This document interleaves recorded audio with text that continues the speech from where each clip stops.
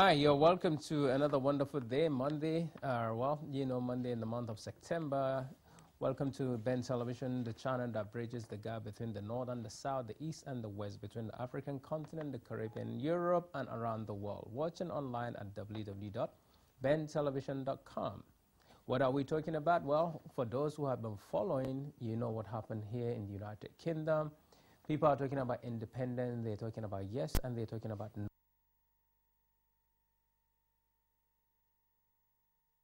Issue there likewise, where maybe most likely people want to know if they stand for the yes or the no. But nevertheless, we just finished having the national conference over there in Nigeria, and of course the outcome of that national conference with more than 300 people in attendance is yet to be known. Scotland national conference, or the referendum, took place in a day, and within hours the yes or the no conclusion was executed. Nevertheless, the United Kingdom Prime Minister, of course, David Cameron, is talking about what they need to give the Scottish people. And if you have been following the story, you will know that Alex Salmond, who is the first secretary to Scotland, was already saying, most likely, the Prime Minister is slowing down or changing the promises they made at the conclusion of that referendum. Nigeria, as I said, the most populous black nation in the world. 2015 is very important. The whole nation will be going to the poll, whereby they will likely elect who should be the next president of that country. Presently, Nigeria is being governed by the PDP, the so-called classified most populous or the largest party on the African continent. And of course, the governors under the PDP party, the National Executive Council of the party, some members of the Senate and the House of Assembly, has technically, physically, publicly said they are endorsing the present president, His Excellency Dr. Goodluck Jonathan, as the person that they want to fly the PDP flag for 2015. As many observers have been saying, they're saying technically that is not an internal democracy. And as we know as well, for those who have been following the Nigerian story, somebody has already emerged to say, no, that is not internal. That shouldn't be allowed to happen in a normal democracy. The son of the former prime minister, long time in the 1960s, Tafawa Balewa's son, Khalid, has come out to say, well, surely enough, he would like to fly the PDP presidential party nominee or as the person and the candidate to do that.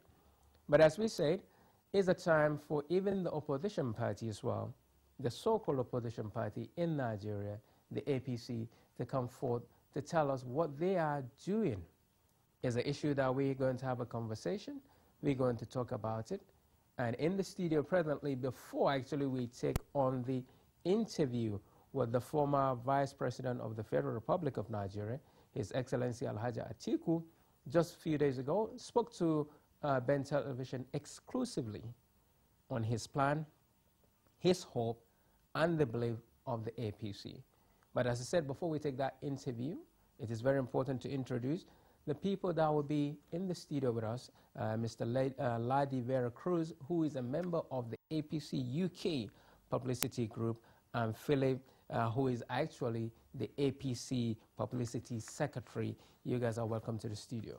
Thank you very much, Alistair. Yeah, it's a pleasure to have you here. But as I said, we have our exclusive interview with the former Vice President of Nigeria, His Excellency Atiku. Let's hear what he has to say, because he is a member of your party. And of course, he wants to be nominated, potentially, as the presidential candidate of that party. So let's hear what Atiku has to say, and then we come back and hear what you guys have to say to convince people. Okay.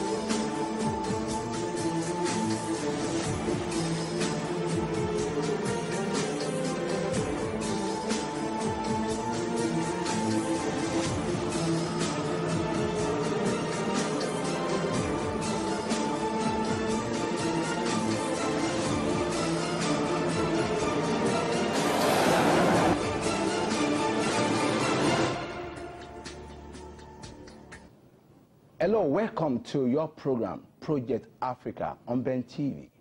Project Africa is about good governance and democracy drive. My guest on the show today is a Nigerian who need no introduction per se.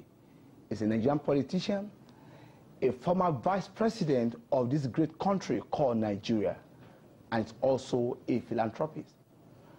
An election drums are also coming up again, and this great Nigeria is also at it again. My guest is former Vice President Atiku Abubakar. People call him Turaki Adamawa. You are welcome to the show, sir. Thank you very much. Your party, which is the main opposition party in Nigeria, refused to take part in the just concluded national conference, where Nigerian problems were tabled and discussed, possibly preferred solution. Do you have any regret that your party did not take part in that conference?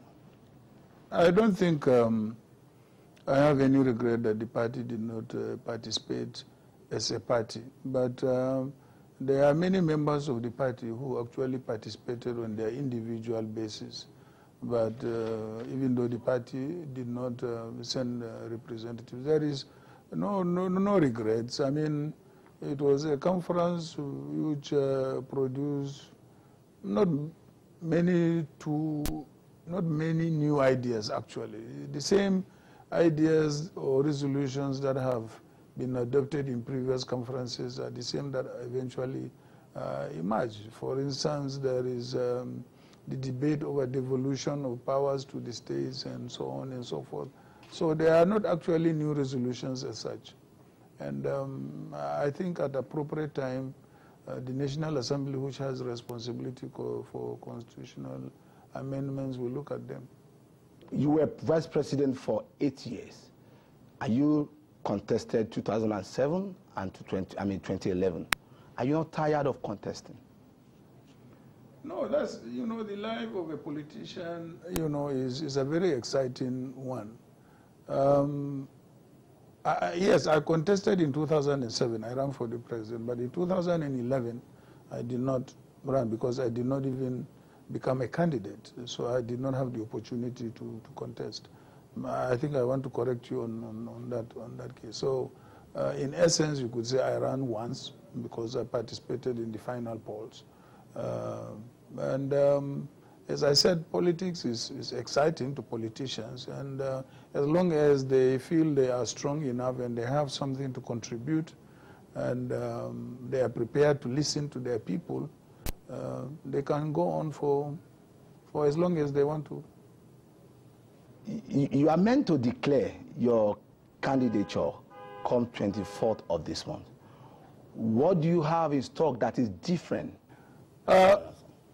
Thank you very much. You see, when you are in office, you acquire a lot of experience in governance.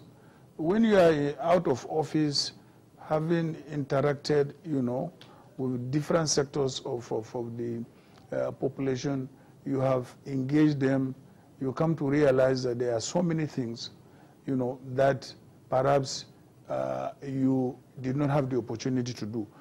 More so, when I was vice president, the duties of a vice president is always what the president has given you to do. So there isn't much you could do as a vice president.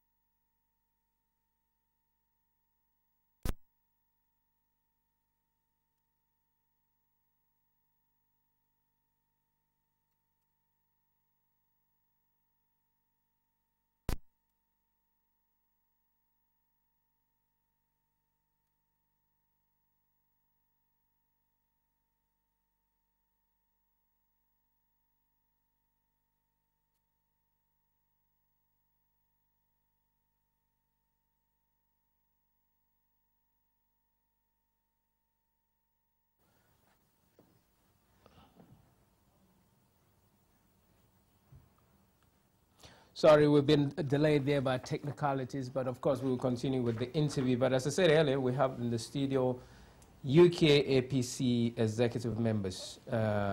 Let me start with with you, Phillip. Yeah. You heard what the former Vice President Atiku is saying about a few things in Nigeria. But let's look at the APC as a whole. Yeah. What is the position of APC? What is what? What is the position of APC in Nigeria presently? Because you guys are yet to come out with your own candidate. Yeah, that's because the APC believe in grassroots democracy. We believe that the party's flag bearer will be selected not just by a handful of people, but by the whole party. There is a system that's been put in place that not just the National Convention will produce the the presidential candidate, but the whole party, from the ward levels all the way straight to the national level. Everybody will take part. Over 300,000 party members will take part in selecting who our candidate will be. And until then, we don't have a flag bearer now, but in the next month or so, in October, we should be able to come out with a candidate.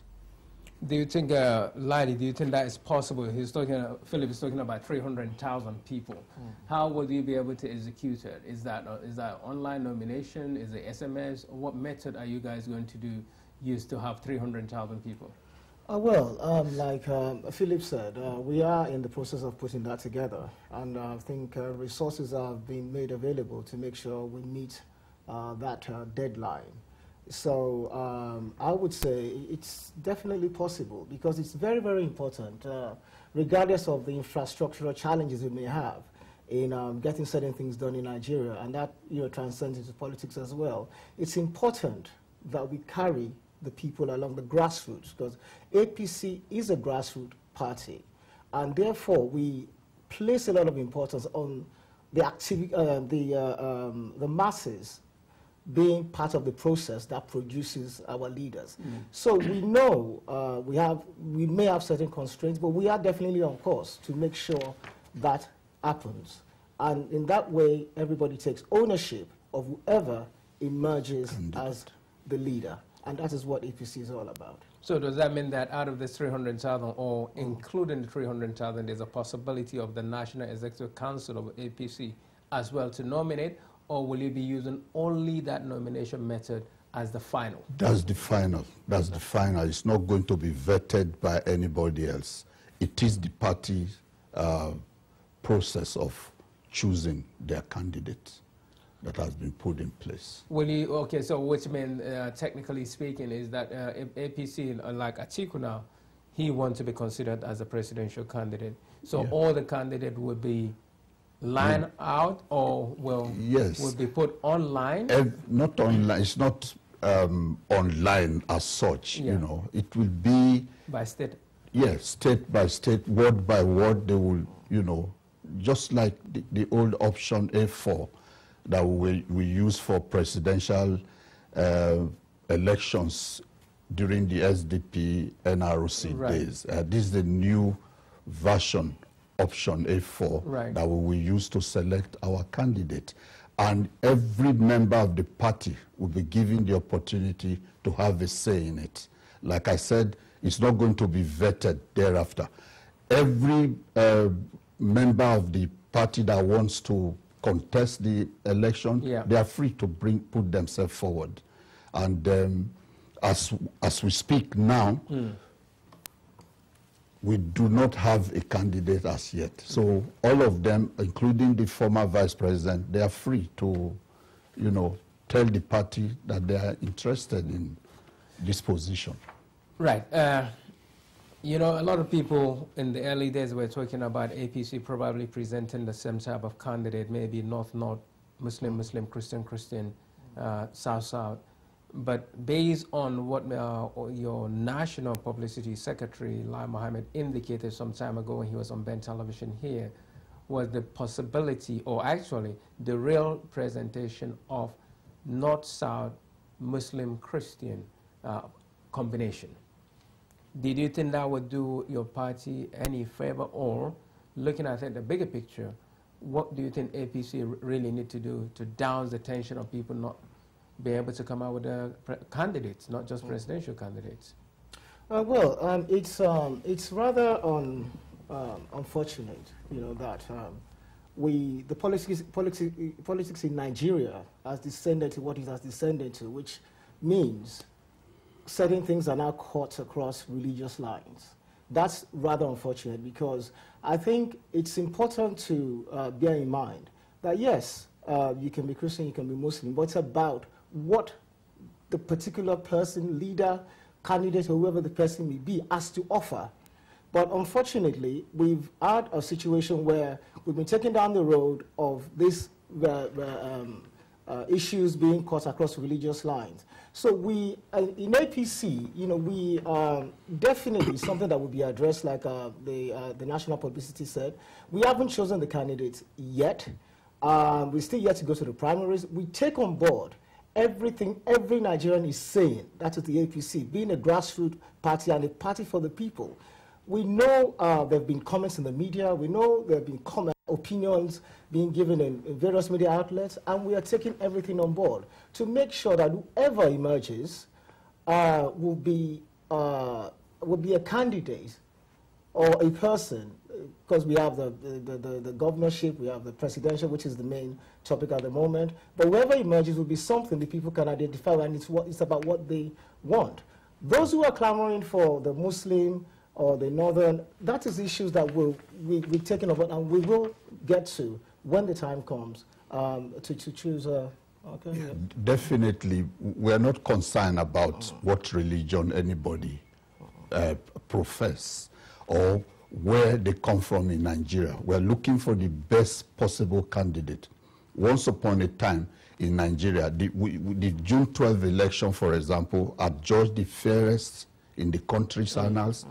The ticket was Muslim, but Nigerians voted massively for that SDP, the SDP candidate. Could that be because the Nigerians just want to move away from the military time? Not necessarily. They had options. There were two parties, but they chose one because they believed they would deliver for them. Those people promised social democracy for Nigeria. And it is important because today, what we are experiencing is a situation where the ordinary Nigerian is oppressed by the PDP. There is nothing happening. There's no ideology, rather the ideology pushing the PDP. What's APC's ideology? It is a social democratic party. It is leaning towards welfareism for Nigerians. That is where we stand. It's a progressive ideology. That's what we are talking about, that the people are suffering. They have to be lifted from that suffering. There has to be change. Nigeria has to be industrialized. Nigeria has to move from corruption, that is the quagmire into which we are now, corruption. PDP is promoting corruption. They have made it a state policy in Nigeria. But the APC is saying we are changing all that, so that the ordinary Nigerian will benefit from democracy. Ordinary Nigerian will benefit from democracy. Ladi, I presume you agree with that. Both of you, of course, are from the same party. Now, will you then consider, for example, I don't want to put you on the spot, but let's look at APC. Will you agree that if the other 5 governors or 4 governors that defected from PDP haven't joined APC, that you'll be a weaker opposition? Sorry, come again? If the other governors that defected from PDP are not in APC, will you agree that APC could have been a weaker opposition party? No, I don't. I don't think so. Because I mean, the journey for APC has been. It's been on for a while, which culminated in the registration of the party in July 2013. And I believe that Nigerians believe that because APC came to. Let's remind ourselves that APC was a necessity in the polity of Nigeria, because we were slowly sleepwalking into a one-party state. And I think when you look at what we have to offer in terms of the social welfare, taking the in terms of dealing with corruption and all the ills that is currently plaguing Nigeria, I think it is something that could only have gone from strength to strength. So whether we are the 5 or 4 governors defecting or coming to our party that shouldn't really be the issue. The issue is about bringing a viable and a dynamic alternative to what the ruling party has to offer, which has failed woefully in governance and in many spheres of government. So we will, because at the end of the day, the states that defected, we will have elections in them eventually in 2015. And by the time we put our candidates forward, people will see that, yes, this is a better alternative than to what PDP, a party with no ideology, has to offer. Who would be your darkest horse in the APC to challenge Jonathan Goodluck? Well, I mean, that's anybody's guess, and if there is indeed one, that is, you know. But what we are looking at is looking at the best candidate that will represent the party, bring the best to Nigerians. So the issue of the dark horse, well, that's something that we shouldn't really concern ourselves with. I think what we need to concern ourselves with is presenting a very, very good candidate that carries everybody along. And our modified primaries will ensure that, because that is one of the reasons we have the modified primaries, to allow the grassroots to participate in governance, to participate in choosing their leaders. And that also, may I remind you, puts into check the monetization of politics, which is another issue we have in Nigeria. So by going that way, the people who feel, or some of the politicians who feel that, oh, we can influence things with money, that puts all that into check. And why are we doing it? It's about the people. So, well, yeah. About the people, let's allow the people outside as well to contribute. I think, hello, welcome to the program. Your name and where you're calling from, please.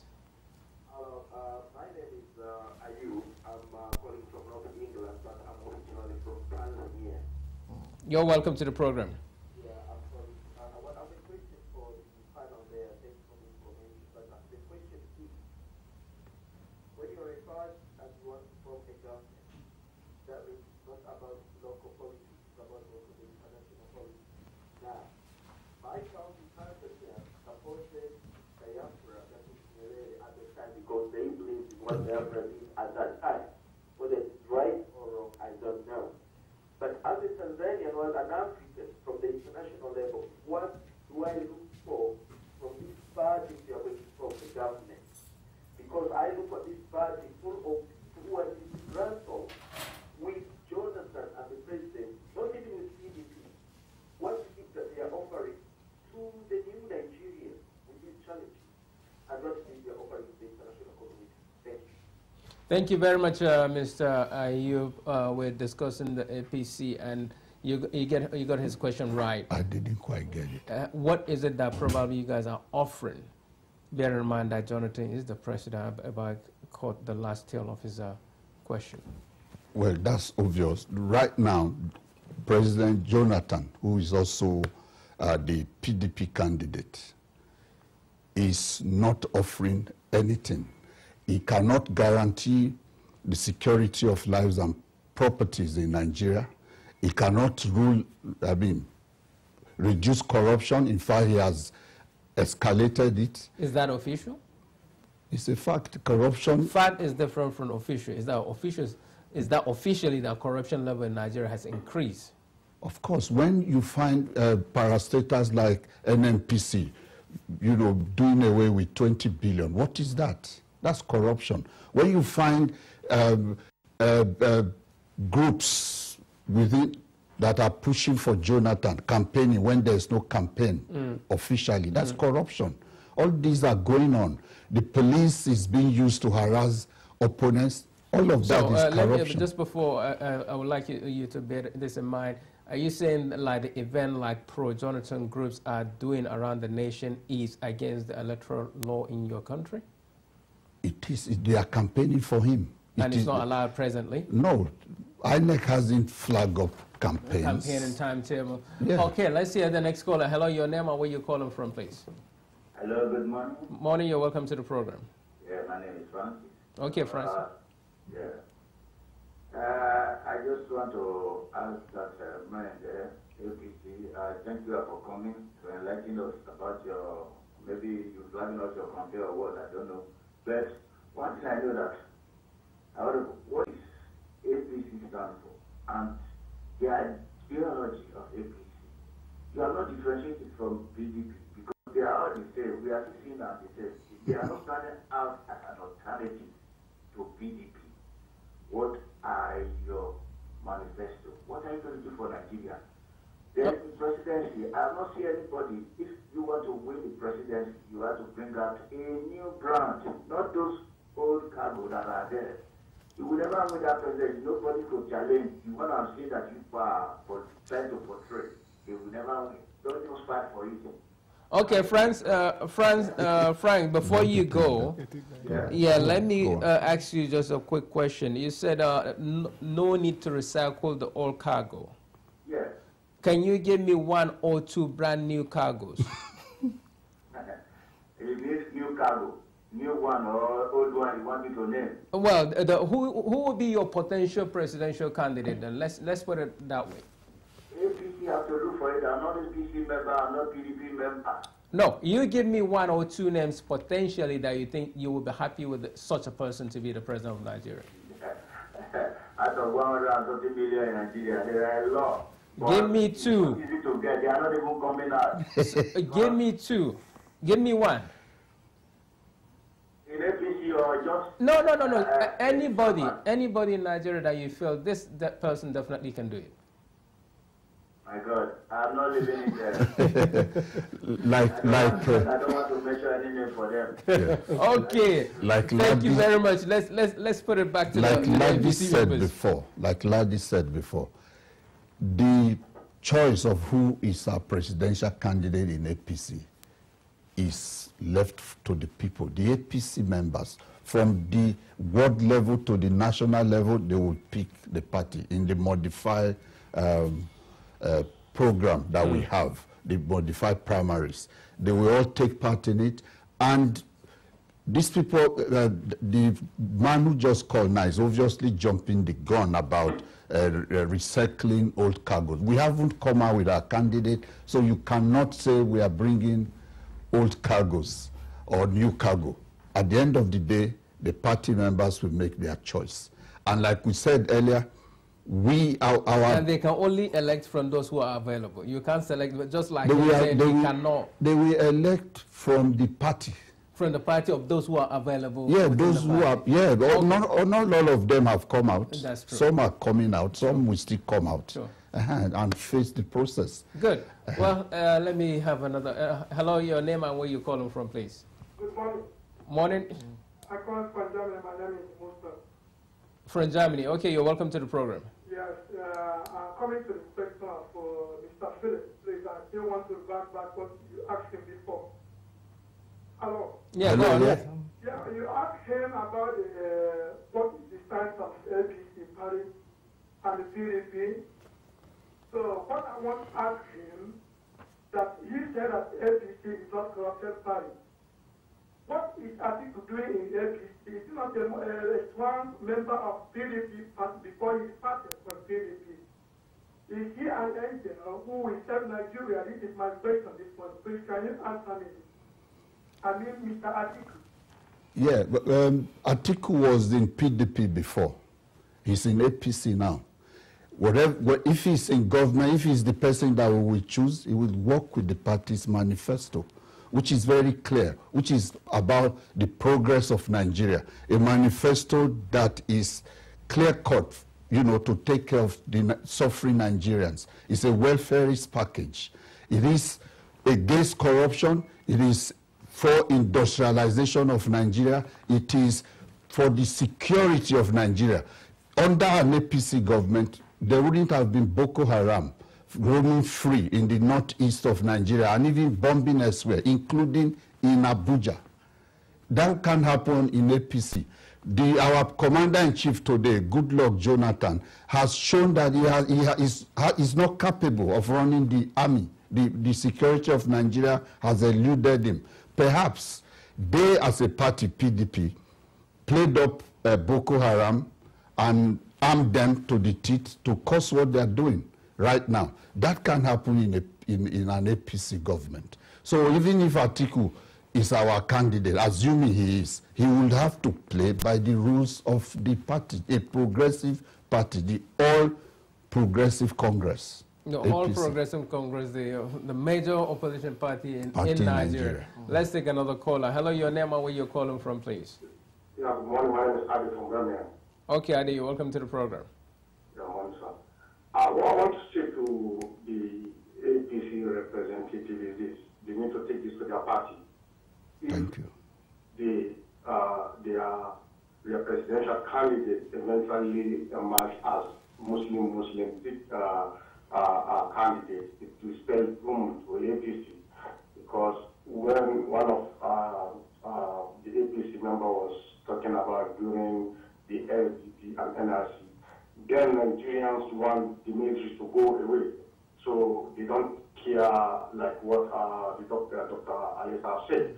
But at this time around, they shouldn't make that mistake, because obviously these are even people that left the party, like Panikade. That was the excuse he made, that PDP, APC want to feed Muslim candidates. So I don't think as a progressive party, they will not follow that path. And secondly, you criticize PDP. What Nigeria I'm asking is, what are your agendas that will make Nigeria life better? Obviously, we know nothing is working in Nigeria. When PDP are talking of there's transformation, we all know there's no transformation in the education sector, no transformation in electricity, there's no electricity, there's no welfare, there's no better healthcare, because even them, when they are not feeling well, they come over here to look after themselves. So what APC needs to start coming out now. Who got less than 4 months? We can see today, Labour Party, the British people want Labour to come out and tell them what alternative they got that is better than NRC, in which our leader, which is head leader, is going to roll out today. So this is what Nigeria is asking APC as well. You need to start rolling out your agenda that will convince Nigerian people. So we know corruption is allocated during this Jonathan government. So you need to start talking. Then you need to sort out who is going to be your candidate. Thank you very much. Thank you very much, Adi, from West Midlands. Yeah. Yeah, Ladi. I think it's important to bear in mind that PDP has been in government for 15 years. And it beggars belief that now is when they now have the transformation agenda. I mean, they had 15 years to do something, and they've done nothing. The hallmarks of the PDP-led government is corruption, insecurity, and many other ills of society, which, not to mention one a few. So people don't need to understand that as APC, we are bringing a new way of doing things. We have the manifesto, which is, our manifesto is there, the roadmap is there, in which we've put out our plans on what we want to bring to the table, something different from Nigerians. I mean, the youths, for example, in Nigeria, in most quarters have been reduced to kidnappers, thugs, and whatnot, being used by the political parties. And, bear in mind, they've been there for 15 years, and that is what we have.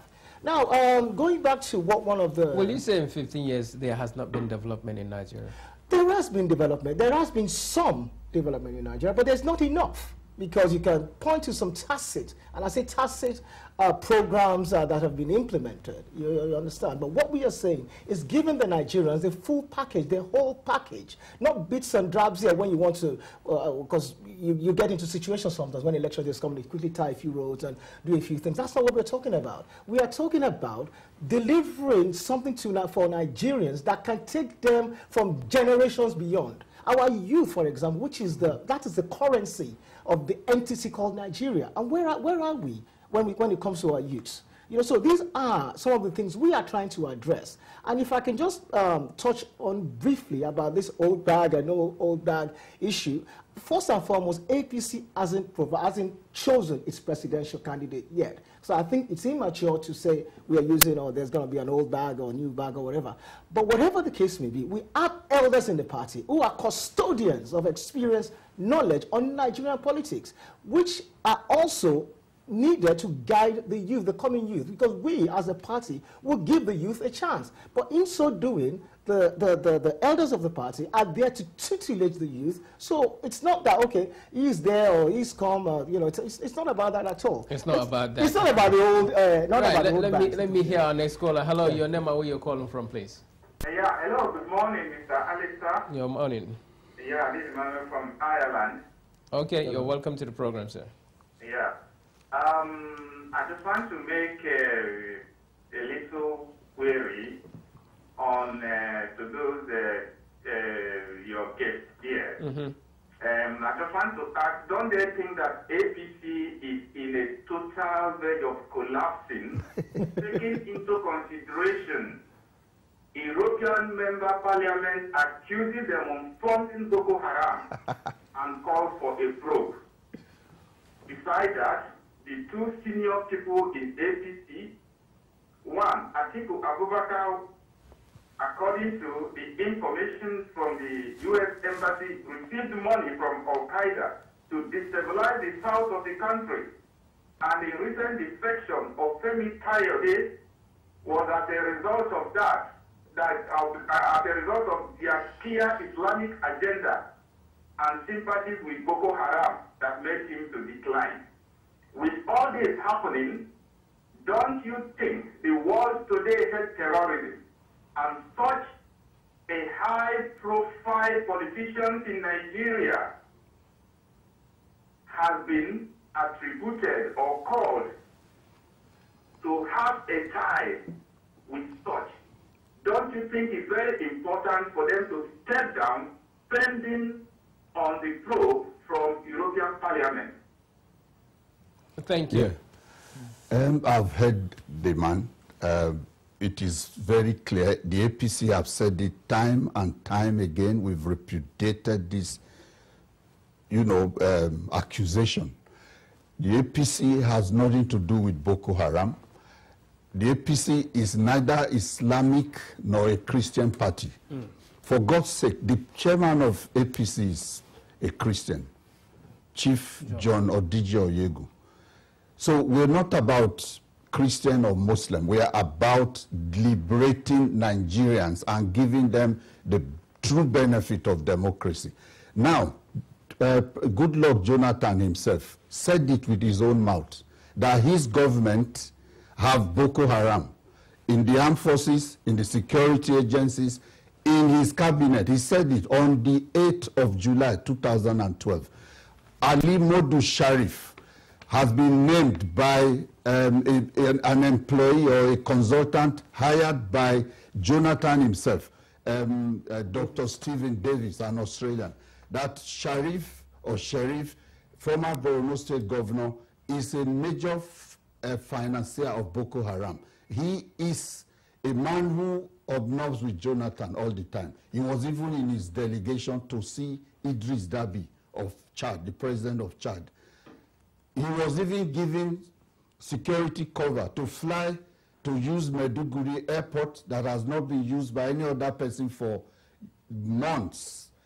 This man was allowed and given police protection with armored cars and everything, whereas other opposition people don't get such coverage because he's a Jonathan friend and a member of his party. Yet, these people continue to link or say APC has to do with Boko Haram. They know where Boko Haram comes from. They know who they are. They know who finances them. But they cannot bring them to justice. Let Jonathan probe or debunk what Stephen Davis have said, that Ali Modu Sharif and General Hejirika are financiers of Boko Haram. He is the commander-in-chief. If his former army chief of staff have been named, what is he doing about it? Mr. Ladi, what's he doing about it, even though you're APC, or what should he do about it? Yeah. Well, it's rather unfortunate.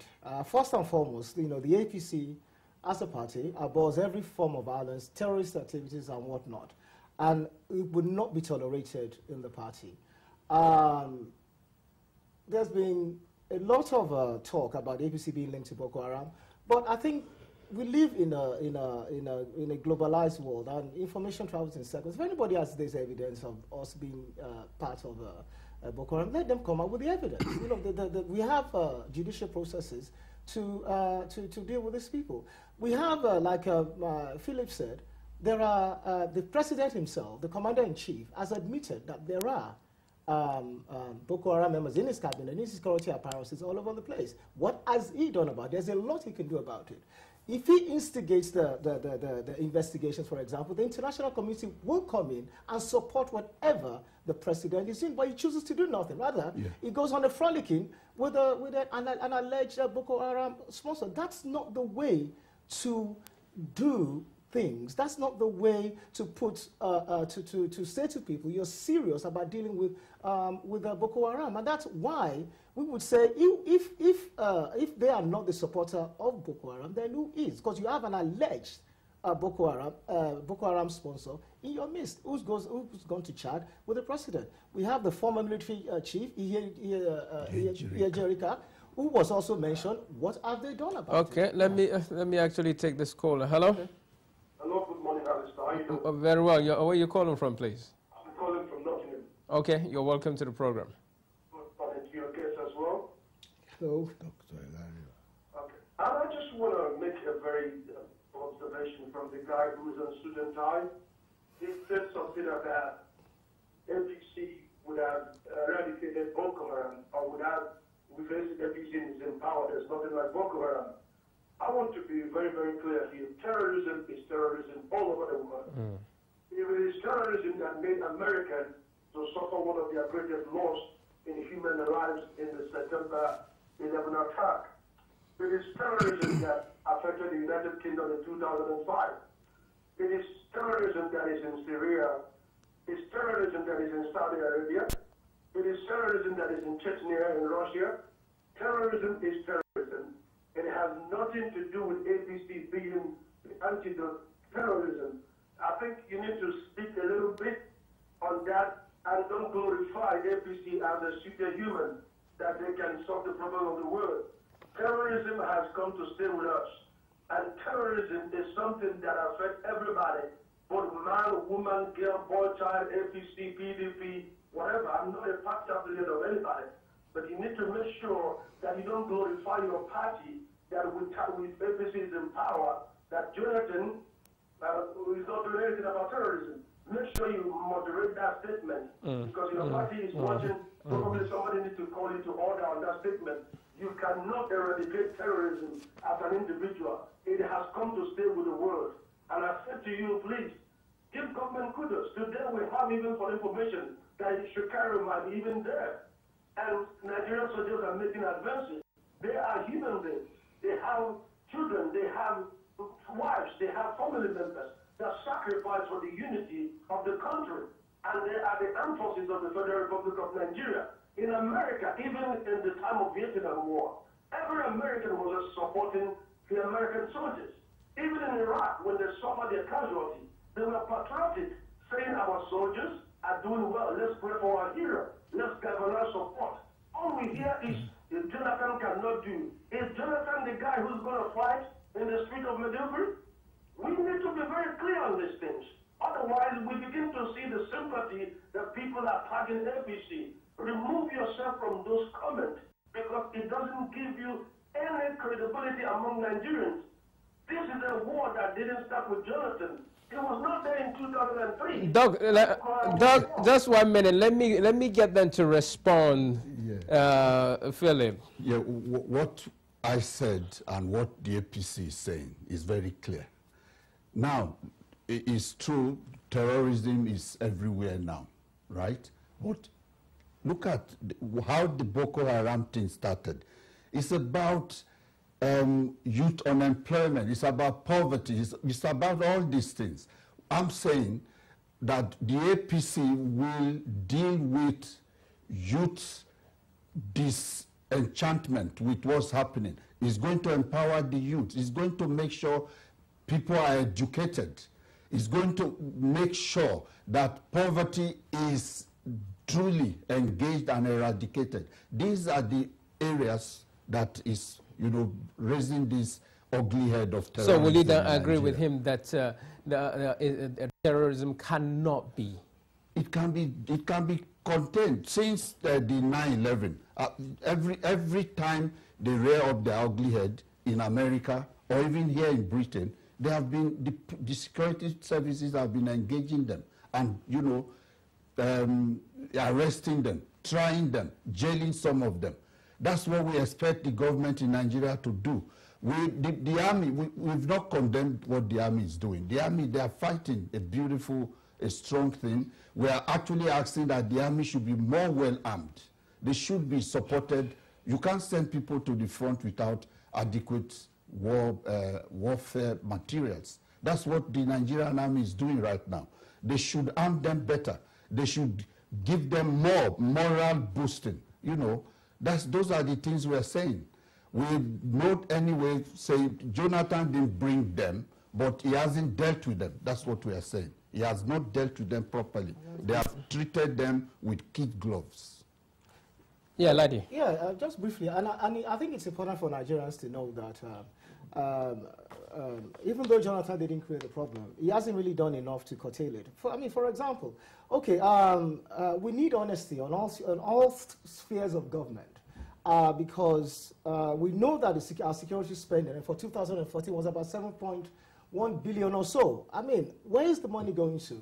And the army themselves need to be honest with Nigerians. I mean, first time round, Shekau was killed. He's been killed the second time round now. Whether he's going to be killed the third time round, we don't know.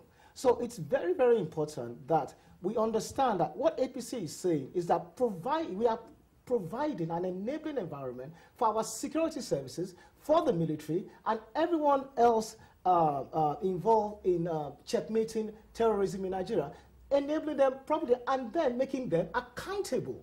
Because we have, because you know the PDP-led government is so entrenched in corruption. I mean, money is going, and we wonder where is all the money going. 7.1 billion is a lot of money. You know, for military spending, what have we got for it? We have, you know, people are being killed, you know, on a daily basis, being bombed children are being killed on a daily basis, and this is what we are saying. This is the difference APC is bringing to the table. That making sure that the security services do what they're supposed to do with the amount of resources and money made available to them, because I can almost guarantee you, when we start breaking down the figures will match. We will get there, won't we? We will get there, and that is why APC, what we are bringing to the table. And then we still have a call on the line. Oh. Yes, I can respond to some of the things they're saying. Please do. In terms of war, you don't begin to try to investigate about where money has gone or whatever. Because national solidarity. If we have this from APC, from AMPP, whatever party that is in there, we will make sure that terrorism does not stay in Nigeria. This is not a Jonathan war. This is what people fail to understand. This is an assault on the psyche of Nigeria as a nation. People are mocking us. You just repeated an accusation that a former chief of army staff will be sponsoring Boko Haram, who was only there for 4 years. Boko Haram was there before he came. And the guy was accused of genocide, and the same guy is accused of sponsoring Boko Haram. It's like an oxymoron. How can that be? Let him. Is he double-life man? What I'm saying, we need to look beyond cynicism and begin to deal with terrorism as a cause of global attention. Everywhere terrorism will find you, it is on ideology, and it doesn't matter who you are, it will get to you. Let's us support our government. Let us wear the symbol of Nigerian unity and say, I am a Nigerian, I support the troops. Let us do that and galvanize our soldiers. Because all you are saying, Jonathan, money missing, I have not heard you say, I support the military. We want the military to win this war. We want to fight Boko Haram. Every Nigerians against Boko Haram. But not Jonathan. I think you're picking the wrong fight. And as long as we look at it as Jonathan thing, they will keep penetrating into Nigerian system. And I said to you, please, look into this and find out how your party will come up with the support. Because trust me, 2015, Nigerians are not going to vote because you're trying to say you have an authority. Nigerians will vote to see how you supported the military. And the military will not want somebody who has been criticizing them to be the man who is the commander-in-chief. They will never let that happen. Trust me, the military will not let that happen. Thank you. Thank you very much, Doug, and the other people who have been trying to call in. Please, if you can't get through, I would still like, actually, Doug, if you can send us an email, bentelevisionuk@gmail.com. That's bentelevisionuk@gmail.com, so that we can take some of the point that you actually raised. I think it would be good for expansion on subsequent programs. So thank you very much. Mr. Phillip, before we go on a break. Yeah, I was just going to say, every Nigerian has been condemning Boko Haram. They've been shouting house themselves, you know, condemning Boko Haram. I've not heard the president, the commander-in-chief, call an all-party security conference on this. We know national... Was there not a security conference on this, all parties, that took place maybe some 3 months ago in Nigeria? Yeah, but we're not hearing whatever is being, you know, done there, decided there. Nigerians are not told this. And the national security should be, you know, taken out of politics like it's done everywhere. I agree with that entirely. But we are still saying the buck stops on the desk of the commander-in-chief to create security in Nigeria, to make people... yeah, just 1 minute. Just 1 minute, yeah. Phillip. The Okay, Phillip, I can control you technically, slowly or physically, but I won't control him technically. Okay. So let me quickly take his call. Hello, your name and where you're calling from, please. Yes, my name is Tunde Doherty. I'm calling from outside of London. Okay, Tunde, you're welcome to the program.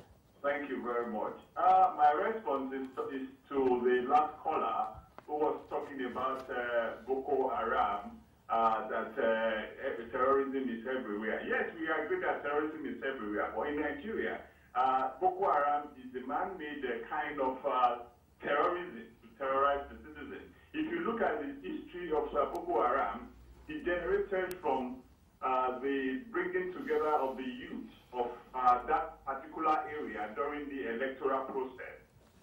Lack of education, lack of good job has brought about all these people coming together to support politicians as their talks.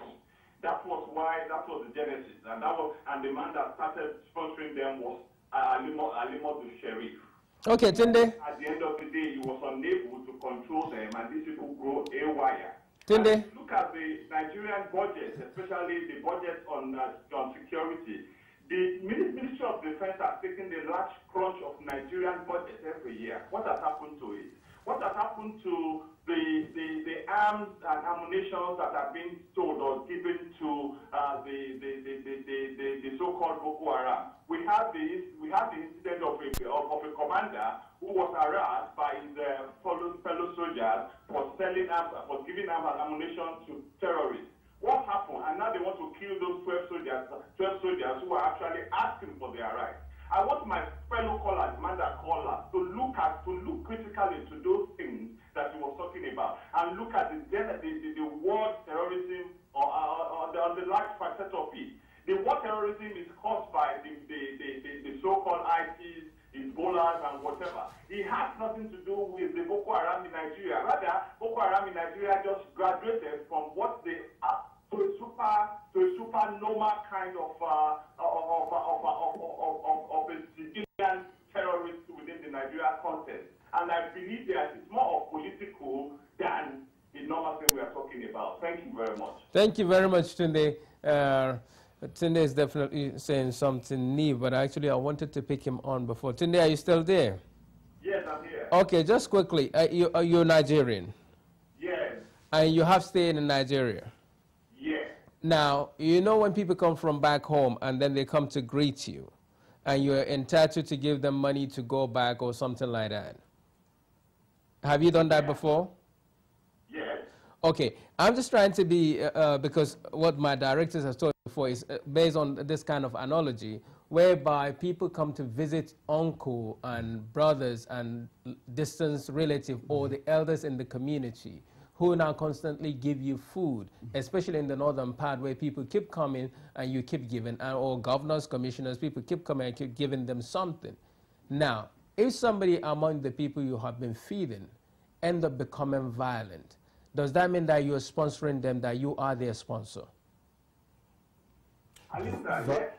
Okay, Tunde, let's take Tunde. Yes, Alistair, you see, the essence of being hospitable is different from the essence of putting people together for a particular purpose. You see, people in the northern part of Nigeria, we know that people, they are conscientious to feed people almost every day because of the poverty level, so to say, in the Ilenbarenemen part of our country. You see, if you they say, look, it's not good to give people fish all the time. It's always good for you to teach them how to fish. The history of Boko Haram, giving people money or feeding them is different from when you bring them together. It's different from when you bring them together to come and be your guard or your thoughts in politics. As a politician in Nigeria today, if you because of insecurity, because of the gaps that are not there, because of the insincerity of the process, it takes an individual politician to want to work alone. They want to go out with people, and these people you have to cater for them. You have to make sure that they see to your security at all times. So at the level when you use them, normally you are supposed to educate them. You are supposed to take them through. Even by the time you get to government, you are supposed to make them a better people who can reflect within their society. But the problem is that after using majority of all these people, you drop them by the side. You are not concerned about them. And at the end of the day, you have bought arms and ammunition for them. They will end up to become armed robbers on the road. They will end up to become terror wherever you see. So they have grown out of the fact that they are looking for money, or they are your visitors, they are greeting you to give them money, because there's nothing you give them that can ever satisfy them anymore. Because at the end of the day, you have created a monster that will be difficult for you to control.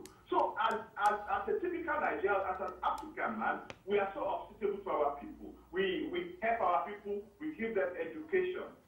You understand? So at the end of the day, let us take this thing as a monster that was created that needs to be caught. And majority of these monsters at the end of the day is banned from the public because of poverty. Because they believe that yes, we can't get education, we can't get good health, we can't get good services.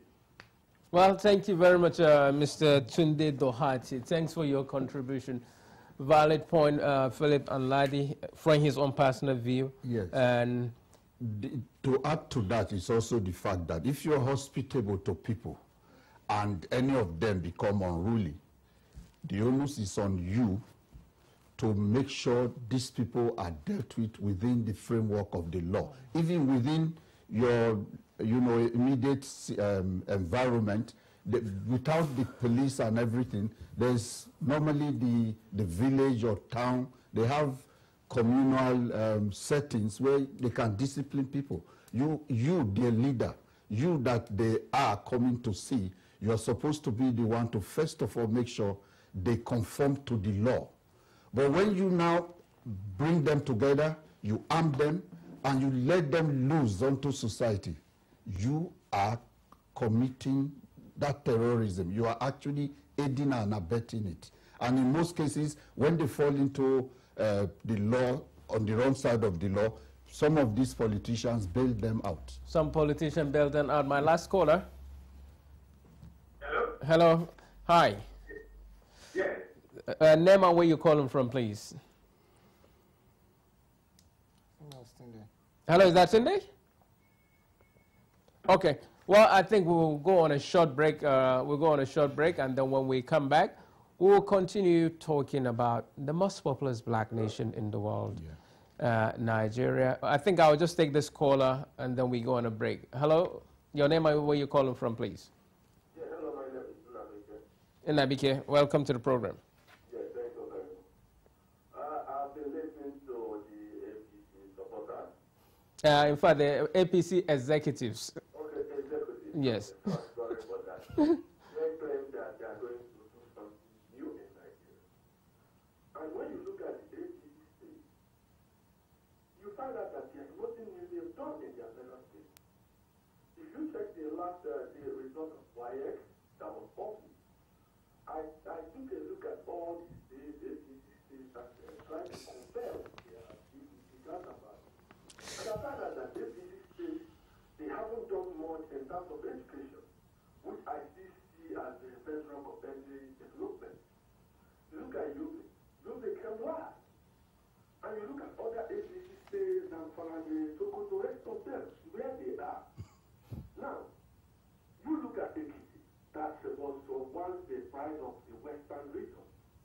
Look at where Ekiti is now in terms of education. Ekiti comes 12 behind Ebonyi State, Kaduna State, which is very unheard of. Now you go to infrastructural development. There is nothing you can also see in the APC state that is better than that of PDP. I don't see PDP as a good party, but APC has not given Nigerian people an alternative. The same way they embrace the contract in PDP state, that is the same thing you see in APC state. The same court fatality you see in PDP, you see that in APC. Okay, so take a look at the National Assembly. Our National Assembly is the highest paid in the world, to the best of my knowledge. A member of House of Assembly in Nigeria earns more money than the President of America. Now, these APC members who claim they represent positive change, they haven't sponsored this deal against such high amounts of money that they are getting every month. And money that I believe is quite immoral, considering the GDP of Nigeria. You ask yourself, why should this kind of people be earning millions of money every year when the people are so poor? So APC members in National Assembly, they haven't risen up to say, no, we cannot continue this way. Let us reduce our allowances, let us reduce our salary, so that we cannot turn it down money to other developmental projects. Yeah, thank you very much, man. No. Yeah, clearly, the APC is just barely 1 year old as a national party. So what about AC? Pardon? AC. AC or ACN was just a part of one of the legacy parties that made up the APC. So when we're taking APC, it's only 1 year old, right? And we are saying that we're bringing a new ball game. Change is what we are bringing. And it's changing every situation of our country. Youth, education, healthcare, etc., etc. And the states that my gentleman mentioned, some of the states, they've had the carryover of years and years, including military era years of educational backwardness. We will take it up from where they are now. We're taking them up to somewhere higher educationally. Lagos State is an APC state. The same goes for Edo State. The same as Osun. The same as Oyo and Ogun State. Education is much better in those areas, plus development too. Those places are developing very well. And particularly the last WAEC exam, I think the Federal Minister of Education should actually take the bullet, not the states as such. Because if the federal government was serious in educating Nigerians and serious with really developing our youth for tomorrow, they will consign more resources into education.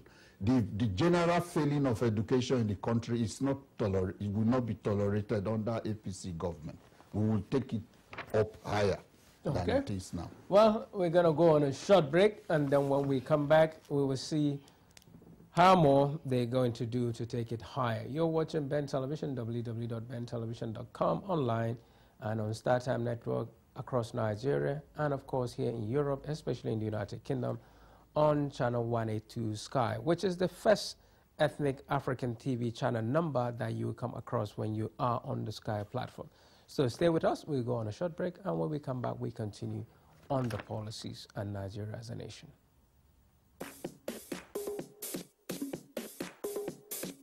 Hi, welcome to Alistair with Pam Joseph, live at the Ben TV studio.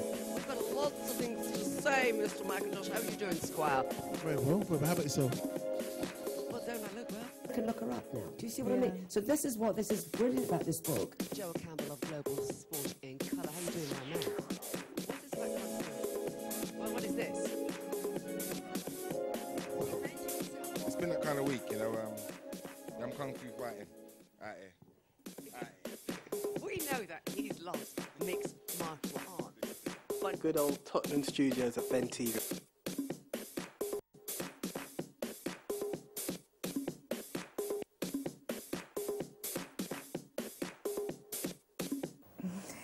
Good afternoon, good morning, and good evening from wherever you're watching us. If you're watching us from right here in the United Kingdom, welcome to the show. If you're watching us from Africa or anywhere in Europe, welcome to the show.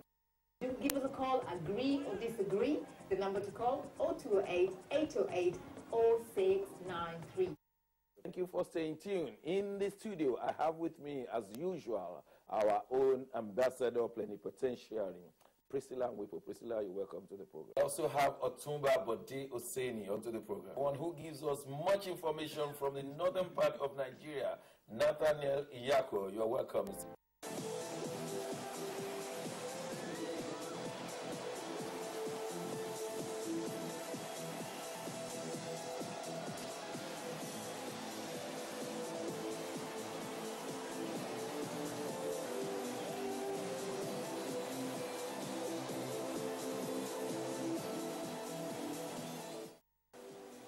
Indeed, nice to be here again. ABC Sports, wherever you're joining us. A loaded package, another 7,200 seconds to spend talking sports. Lots to be talked about.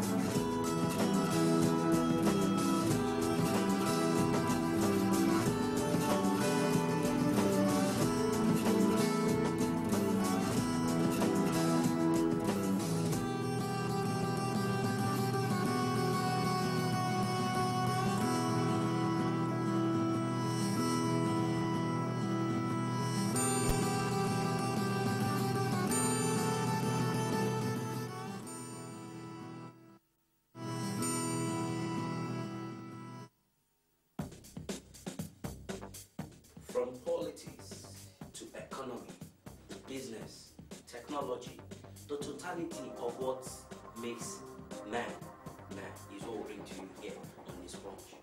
We give you the information that you need, from business to economy, to politics, to technology. And that's what we do here on this sponge, from the beginning to the end. And that is why we are there. Keep watching this sponge from Ben Television. Welcome back. You're still with us here on channel 182 Sky Digital and on www.bentelevision.com and of course across the StarTime platform in Nigeria, especially Abuja and some northern state. This is the Bridging the Gap channel, the first ethnic TV station in Europe, broadcasting and bringing you update and information programs that are relevant to the African Caribbean community, more so from base home here. First, let's quickly take the caller who is on the line. Your name and where you're calling from, please. Yeah, morning, Dr. Soyode. You're welcome, Mr. Vincent. How are you? Very well. I've been listening, I thank you to that. Yes. What they need to know is this. Last time I listened to Ladi Mohammed. For the first time, he sort of commended the efforts of the federal government, that is Jonathan's administration, against the Ebola. And I was waiting, somebody asked him, why don't you do research with Boko Haram? So that we have all hands on deck about that problem. Because the Boko Haram problem did not start with Jonathan. It was brewing all the while. Now, the reason why I'm saying this, I want to come in that. In America, far away in Syria, Iraq, and Jordan, you know them. John Kerry has been busy there, shunting up and down, trying to see what he can do for the administration and for America on the whole. And now we have it in Nigeria. I keep asking them, where are these amigos? We have the veterans about our war, civil war. What are they doing about the problem about Boko Haram, which has to do with security and the military tactics? If they keep calling them Jonathan has no hands in Boko Haram's problem. And then it is worse now for APC, since they are giving him endorsement. So there's no way you can convince Nigeria that if you remove Jonathan, APC will solve the problem of Boko Haram, unless APC people will now tell us that they are sponsoring Boko Haram. And even that, it will be even worse for them. Okay, so you are sponsoring them, right? All right, come and have Nigeria, let us see. So what I'm saying is this. Nigeria has been given, I keep saying it, they have been giving solutions to the problems in Nigeria. But the issue is this. Who are you going to tell? And why? How are they prepared to listen? Are you hearing me? Yeah. So this is my own contribution. Thank you very much, Mr. Vincent. So the question is, call the person who can give it to you and to explain what he has in mind. Okay? Thank you. Mr. Vincent, you heard him.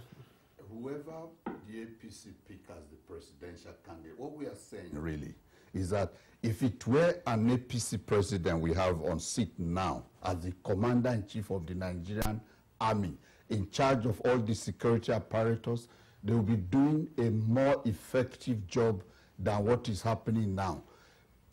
Since the girls in Chibok were taken, Jonathan, as the president, has not even gone to visit those areas or even see those parents that are, we don't know if we can say they are. Are you saying he has not met the parents? Of course, didn't they meet in Abuja? The parents came to Abuja. Okay, no, they should go to, he's the head of our military setup anyway. He's not giving that kind of leadership. That's what we are complaining about. And swaths of Nigeria is right now not under his command, right? And they should be doing something much more better than gallivanting around the country and endorsing and celebrating that Jonathan is the next man for president. We are saying deal with this war, get Nigerians on board. But we cannot send militia from all the APC states there. We are asking the Nigerian army to do it. The money is being provided in the budget. Arm them properly, give them proper equipment, safety, and things like that. Let them, and even terrorism, fighting terrorism has become international, right? That's why Americans and Britons are either in Afghanistan or in Syria or in Iraq. They are helping. Why can't we open up and get these people rooted out? Why are we treating them with kid gloves? Why are we treating them with kid gloves? Well, I think it's important for Nigerians to know that Jonathan, President Goodluck Jonathan, is the commander-in-chief. And because we've had a few callers who feel that we are saying, oh, Jonathan, that he doesn't have the panacea to the problem we have, to the issue, we have in Nigeria. But what we have to realize that he's the commander-in-chief. Whether Nigeria stands or falls is down to him and all the structures he oversees. You know, all the three arms of government, the security apparatus, and everything that makes that's involved in running the nation. What we are saying is that let's start to do things in a different way that will produce different, a different result. You know, there's a lot going on in the north. He refuses to go to the north, but he has time to take time out when he came to the rally at TBS to stop over at the church that collapsed, which is good, don't get me wrong. But what we are saying is he should do more. He's the president of Nigeria, not the president of the Southwest or the Northwest. You know, he's the president of Nigeria. So let him, come up with more robust protocols, more robust way of dealing with things. You know, if there's come on, there's just too much corruption, and incompetence on behalf from this PDP-led government. That yes, we would lay the blame at his doorstep, and that's what people have to understand. We don't expect our president to carry a gun and all that and start chasing that. No, that's not what we are saying. What we are saying is give the military an enabling environment, the resources, the accountability. When now in a way they manage resources, oversee everything in a way that it will bring the desired results. Let's see if the other caller agree with you. Hello, your name and where you're calling from. Hello, I'm Dr. Thomas. I'm calling from London. Okay, Dr. Thomas, you're welcome. Yes, good morning. Well, it happens that for the past 2 years, we've been talking about corruption. I think we should accept the fact that corruption has now been part of Nigerian culture. In the sense that, one, I'm not a party member to any political party. I've never been interested in politics, but of course, we all want a change for the better. But then you're going to have a change to which party? That is the thing. Now, Atiku is APC. He has been in PDP before, and now in APC. Okay, fair enough. He was in the custom before. And Oyegun now, I hope it is done Oyegun that I used to know. Oyegun used to be permanent secretary during Shagari's time. I think I must be right. Is he the same person?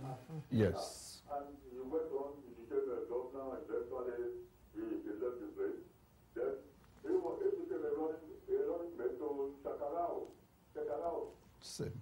So then, when Shakarao came out, I've never met him.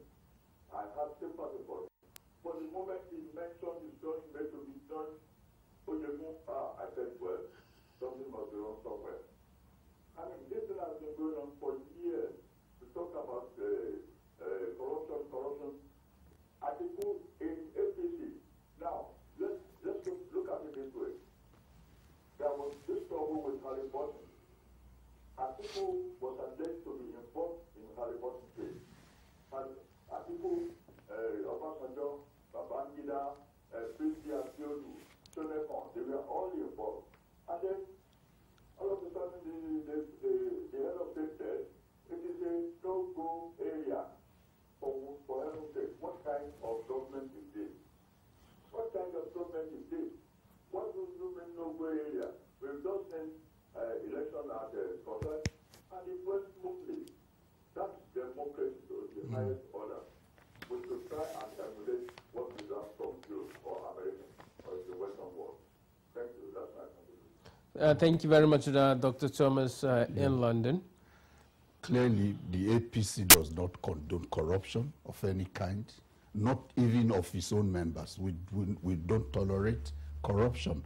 And whichever president says corruption is a no-go area is baffling. I know that APC has not had a Nigerian president yet, so the ball is actually on the PDP court. If they say corruption is a no-go area, PDP is known for corruption anyway. But what we are saying is what we are still saying. We will not even tolerate corruption in our ranks in the APC. It is something that creates unemployment. It creates educational backwardness. It creates youth powerlessness. It creates the myriads of other ills in our country. Corruption is why even judges are not effective anymore, and so on and so forth. So we want it stamped out. We are asking Nigerians to trust the APC because we can do it. To stamp it out. If we look at the APC states, how many states do you have? How many states have you got, APC? 14. 13 to 14. 13 to 14. That is not a number. 13 to 14. One is a major number. It's 13 of them. 13. Yeah. Can you give me the top 5 states of APC? Lagos. Lagos is your number 1. Edo. Yeah. Oyo. Osun. Ogun State. These are the states that never defected. Yeah. Yeah, they never defected. They are core APC. Core APC. Now, among the new addition, then you have Imo State, Yobe. Imo State was there at the beginning as well. Rochas was one of the original parties in the merger. No, he's a merger. Yeah. But he's not APC. He's APC. He came out from No, Abga. he came out from Abga, so he's a defected person.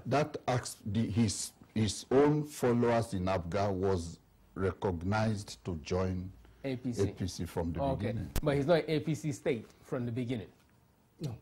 No, since APC came up in he didn't win the election under APC. APC was not in existence until August. Okay, now that he won the election under AC. No, not under AC. So under he's an Abga. Abga. Yeah. Yes. So Abga, Rochas, Okorocha are in APC. Yes. We call it Abga. Then who else? You have Sokoto. Kano. Nasarawa? Yobe. Yeah, Nasarawa. Yobe. Yobe, Meduguri. Adamawa before. Adamawa, yeah. Those are the ones. Now, if you add all the states that you presently have under you, do you think you have enough votes, no matter what, to remove PDP from power? Bearing in mind before at the 2011 election, Imo was technically kind of a PDP then, and Sokoto was PDP, Yobe, Kano, Nasarawa, most of their vote went to the PDP. Right now that they have merged with APC under the new party, and potentially their vote, if it really matters, do you think they can dislodge the PDP? But before then, let's take the caller. Hello, your name and where you're calling from, please. Let me quickly come back to you, Ladi. Yes, I think we can. I mean, let's not forget that the election is yet to take place. We're talking the election is already here now. It's here, but it's yet to take place. It hasn't taken place. No, of course. So the states there is indicative of voting patterns. Yeah? So, but what we are building on is the fact that the APC's program for Nigerians is something Nigerians will buy into. So even with those states, you can play around with them and say, okay, maybe not, we wouldn't. But I would like to say that even though that is an indicative way of the way people vote, we are still going to capitalize on all the successes of the APC states and even get more states. You know, so we understand where we are now, and don't forget that it's been a journey for APC, and the PDP threw in a lot of obstacles to prevent us being registered as a party. But nevertheless, Nigerians are now tuning in to what we are all about, what we have to deliver, what we are bringing to the table, and so as we are going forward to the general elections, you will be surprised. You know, we will take on more states and eventually go to the central. Right, Peter. APC is dreaming it, and there's nothing wrong to dream. Let's hear the next caller. Hello, your name and where you're calling from. Well, my name is Dominic. Dominic, you're welcome. Yeah, good morning, Alistair. Yeah. Hello? Yeah, go on, Dominic. Yeah, let me start from the table there. The two guys there, I know them very well. The other one is from my state. I want to advise you clearly. He's from Edo State. I'm from Edo State. I mean, Phillip, to be precise. Yes. Even better, I've not said Nigeria was. Let me come to Phillip. Oh, wait, Dominic. Dominic, wait. Did you say you have not stepped into Nigeria once, or Mr. Phillip hasn't been to Nigeria lately? Let me say, better I've been to Nigeria, let me say twice. No. I've been better, the other one. Okay, Ladi, you've only been to Nigeria twice. Let me clarify the issue to all Nigerians. These two guys, they're sitting down there. I want to give them one advice that is going to help them to at least move forward in life. One, let me start from my brother there, Phillip. Phillip, we are from Edo State. Yes. You know the position of Edo State as a whole. We did advise you before not to choose this position you are, because we know who you are as well. We want to advise you to follow things that is working, not something that is not working at all. I don't even know this not guy. I'm advising you as a brother. This thing is not going to help you at all. If they are telling you to come and do this, it's not going to work for you. Because I know you are somebody who has focus, but people may have induced you to come and do this.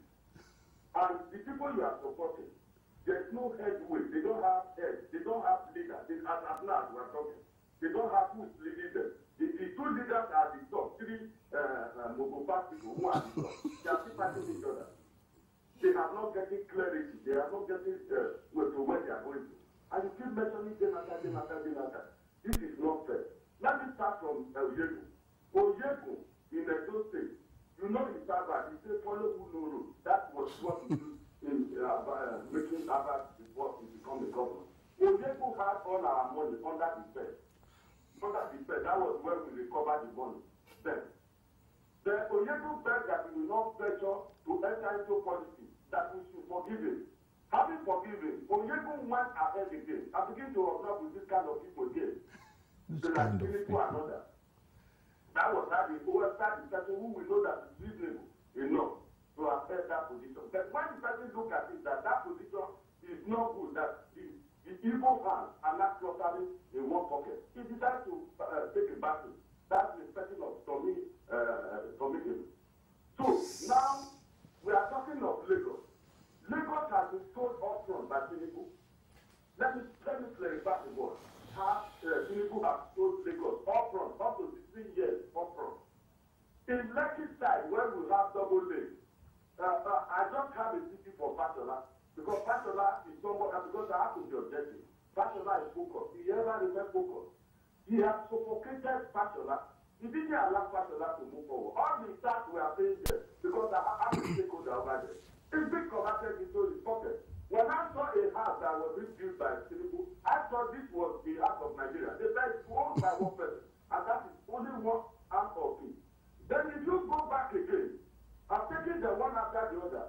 Like Roger Okorocha, who claimed that it's useful charitable organization. I've seen somebody over here living opposite me, who he told me how this guy wanted to do away with him. The white man, I'm talking to you. I'm telling Nigeria what these people are, one after the other. Then two, we are talking of Jonathan. Jonathan is not because of Boko Haram. If you listen to today, this early morning, if you listen to Sudan, what is said to Buhari, it's just the Buhari. If you want to be in power, what are you doing? Then you just suppose that with the present government of the Western world. Just looking, for example, Cameroon and the opposition party, when they have problems of insecurity, all parties come together and put hands on them and begin to find a way forward.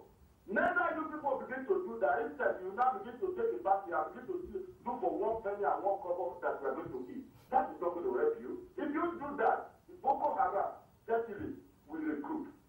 The only way forward is every one of us to come forward and begin to see how we can save this mortal away from this our country. For fairness, Jonathan is a quiet and humble man who wants every person to have his own say in his government. He has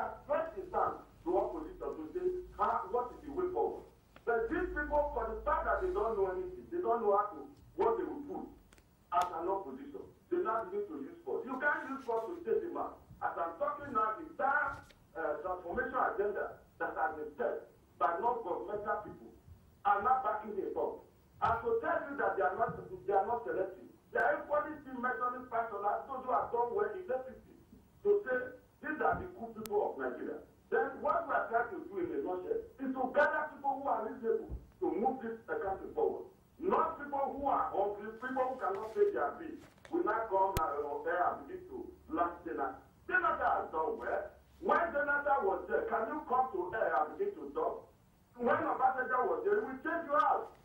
Now you talk of this Harry Potter. Somebody mentioned Harry Potter's case before. Harry Potter's case, where is the money? 18 billion US dollars. As I'm mentioning 18 billion US dollars, I'm not talking of bag of things. Rather, I'm talking of bag of money that these people are carted away. Then, as we are talking as well, about 7 people or 6 people are in the American prison because of the deal they had with Mr. Obasanjo and people are not there, all the rest. Who took this money? Dr. Dominic, let me just slow down a bit because I'm going to go on a break to bring in somebody from another party into the discussion.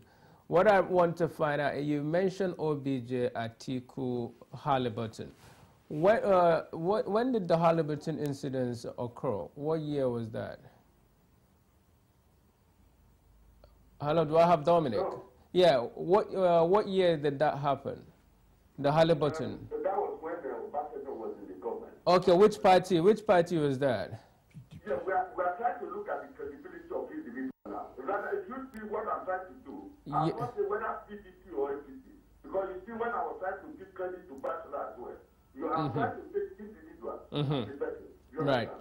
Right. It's like now, these are the people who let Nigeria down. The only person who would have, I'm not trying to be biased here, the only person who would have been able to help us in terms of security and maybe in terms of checkmating the issue of corruption is Buhari. Unfortunately, Buhari missed it up.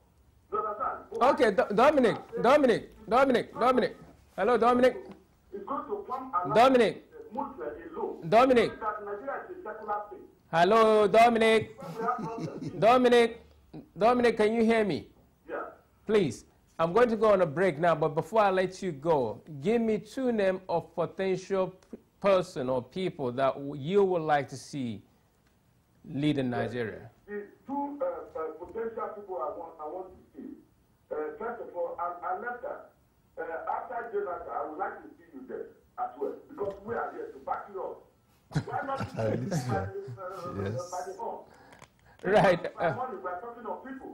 Then, first of all, I want Jonathan. After Jonathan, I want you to be there. That's my position. Thank you very much, Dominic. So I'm going to let Dominic go, and then we're going to go on a short break. And then when we come back, one of the gentlemen from the APC will give room to another party faithful so that we can try to balance. We've been waiting for them, but we will take the one that is available. So we're going to go on a short break, and then we'll come back. We continue. Thank you for staying with us. Welcome to another wonderful edition of your favorite breakfast talk show, Princess of Arise, where we put the spotlight on people and organizations who want to arise and make a difference as your agents of positive change.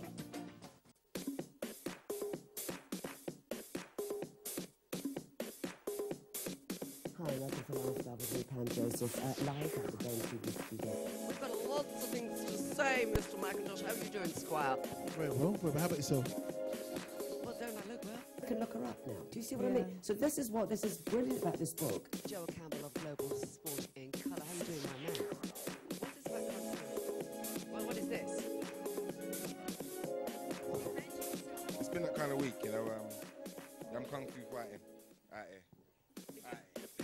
We know that he's lost mixed martial arts. But Good old Tottenham studios at Ben TV.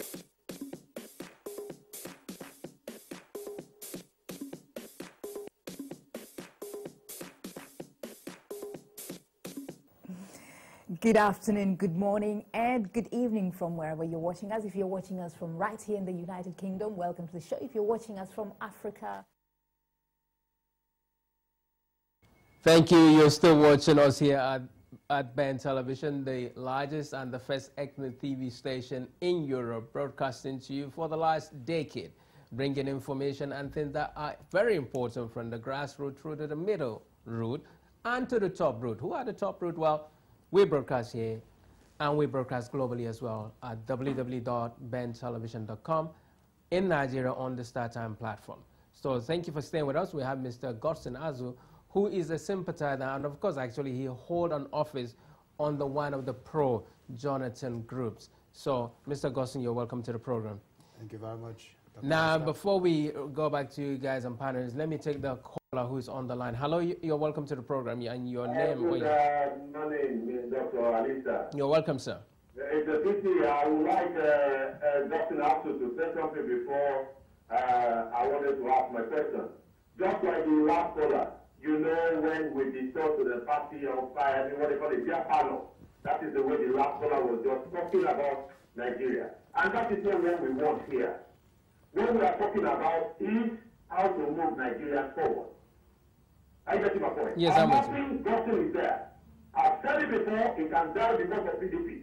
But what we are doing as the Nigerian youth today is that let us look at what potential that we can work with humanly to move this country forward. Every Nigerian leaders have shown their hands in this hula balloon that we are not suffering for today. But if you, the Nigerian youth leader in the studio, cannot open up heart to heart to tell the rest of the world the truth about this matter, it means we're just marching on the same spot.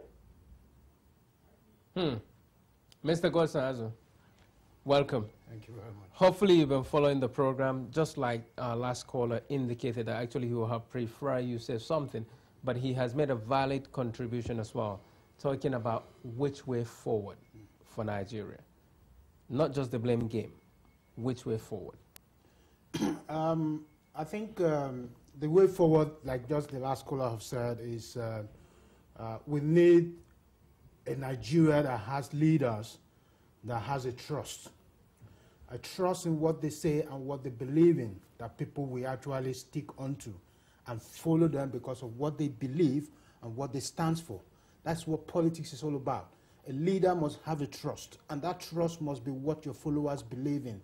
But what we have today is, just like the last caller said before the previous caller, that the kind of environment we are building up in Nigerian police is a beer parlor politics. People hang around, discuss about the Nigerian future over bottles of drinks and bottles of wines and whiskey, and at the end you find out that there is no futuristic ideology coming out of that discussion.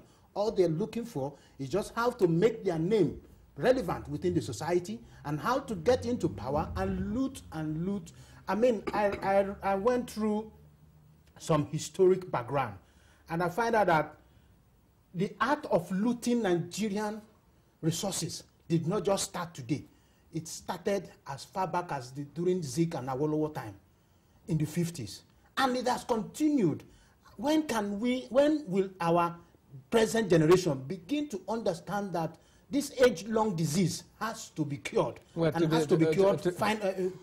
To terminate it, to cure it, that's the reason why now APC is the alternative party, because for the last 15 years, the PDP has been in power, and as you rightly mentioned now, the illness has been there all along from 1950s to the present 2014, meaning that PDP has not been able to curtail it.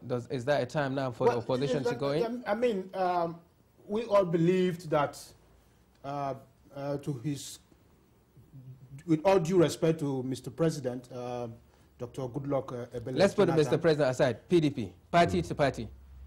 Party to party, there's no greater differentiation between what is obtainable right now within the circle of leaders we have in PDP and the circle of leaders we have in APC. What I would have looked forward to, I was one of those, even though I believe and stand to ascertain the fact that I'm a strong PDP follower, but I was one of those who clamored and agitated for a strong and a meaningful and a resourceful opposition party, which will be laid by people who has not been in the political minefield. They don't have the over money. here. They don't have the money. You don't need so much money to be able to build up. Not in Nigeria. You don't need so much money to build up a political platform that will build credible people that will stand and challenge the party of the day. What we have is still recycling of people. People move from PDP and go and form and be part and parcel of a formation. What about Buhari? Is he a recycle? Well, Buhari has been a recycle. He has been recycled from one party to another party. He's been recycling his life. Forming a new party always. He's been jumping in the last 15 years. He has been to 3-4 different parties.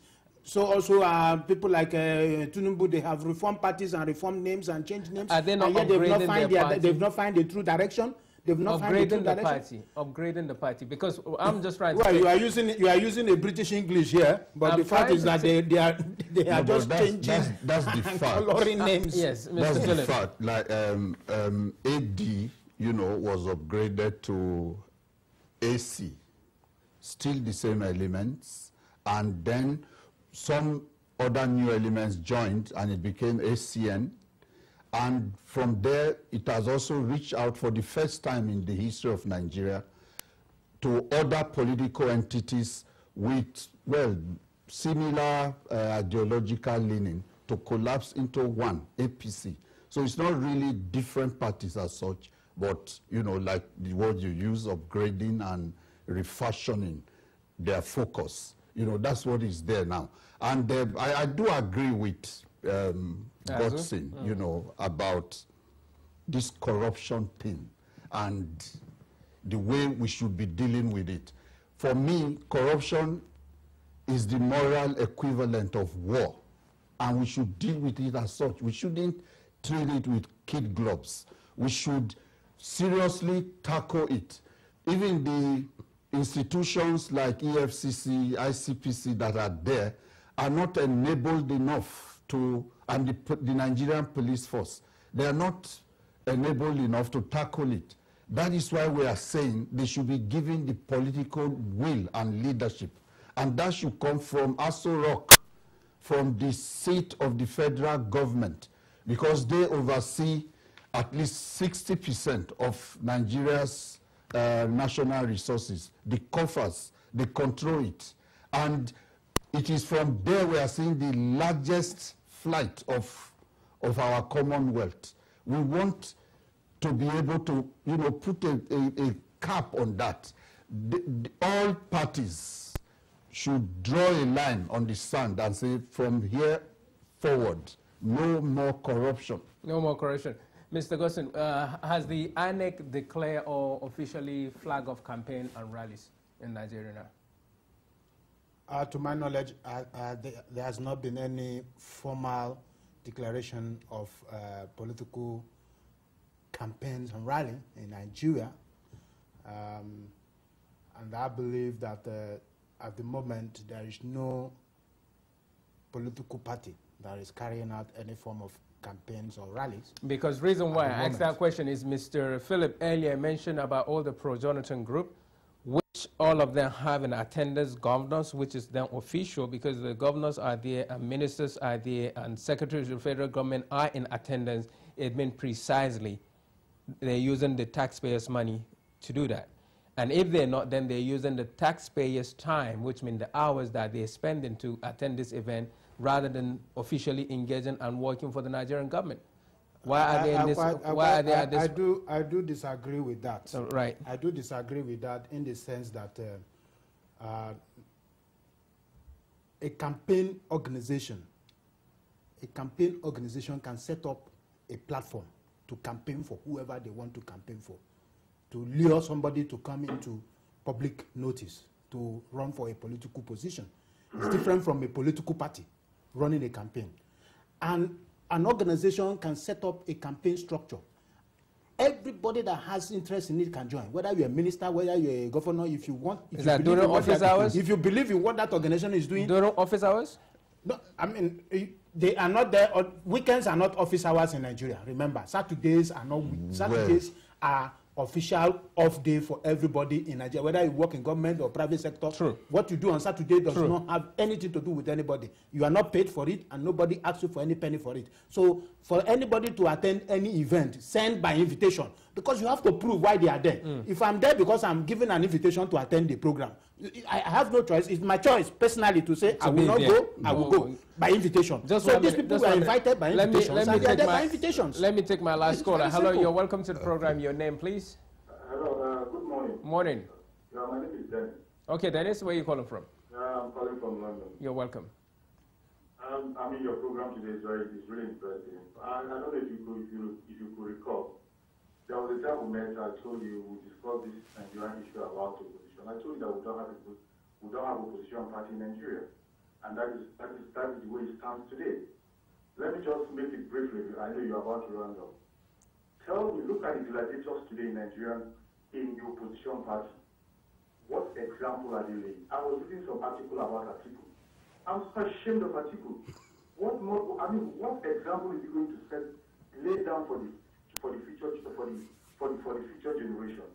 Tell me, in the world where you see a sitting vice president after leaving office, I give you an example. Have you heard I'll go this Democrat to Republican? It's only in Nigeria. Look at that. You have been to PDP, ACN, and APC. What foundation are they laying? Look at the likes of Buhari. He has the integrity board. AMPP, CPC, APC. Look, we don't need all these people. These are not the opposition. The day we have opposition party in Nigeria, me and you will see. It will be very easy for us to flush out the ruling party.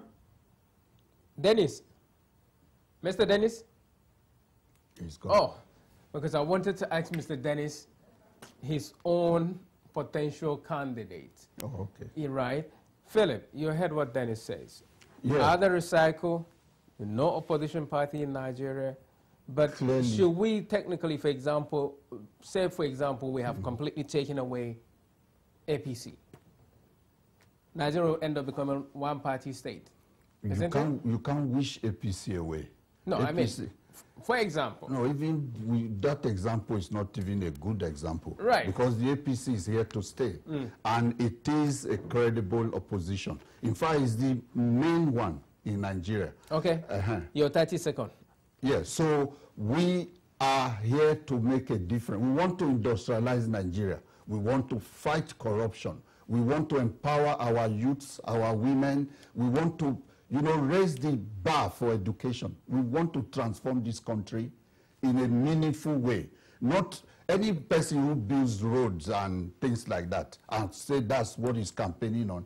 Is funny. But nonetheless, all the parties say the same thing. Yeah, but they should up their game because that is a given. You have to create roads for people to pass anyway. Mr. Azu, we thank you for being with us. So I'm giving you 1 minute. Well, I would say that if APC is so worried about what TAN is doing, let somebody within the society raise an alternative platform to fight and to agitate for the leadership or the presidential candidate of Buhari or the presidential candidate of Kwankwaso on the platform of civil society. TAN is a civil society organization fighting for an individual they believe in, that can rule Nigeria forward. If any civil society body feels that they believe in Buhari, believe in Tinubu, believe in Kwankwaso, believe in Rocha Sokorocha, let them form a platform and send invitation to the public and raise their own money and push a campaign. Then that will be very fair. There is freedom of association, freedom of information, freedom of article of engagement. People should not sit on the fence and be asking that TAN is government this thing or whatever. Thank you very much. Thank you very much, guys, for staying with us here on television, on bentelevision.com, www.bentelevision.com, and of course on Sky Channel 182 and on StarTime across the Nigeria in the StarTime NTA platform. Until next time again, when we come back to continue, I think we'll be focusing more on the Nigerian political transformation and progressive movement, plus what is going to be happening here in the United Kingdom, because likewise, the UK will have to pick and elect somebody around May next year. By then, of course, Nigeria will be inaugurating who the president is in the month of May. So wish you all the best. Wonderful week. God bless. Stay with Ben Television. Bye for now.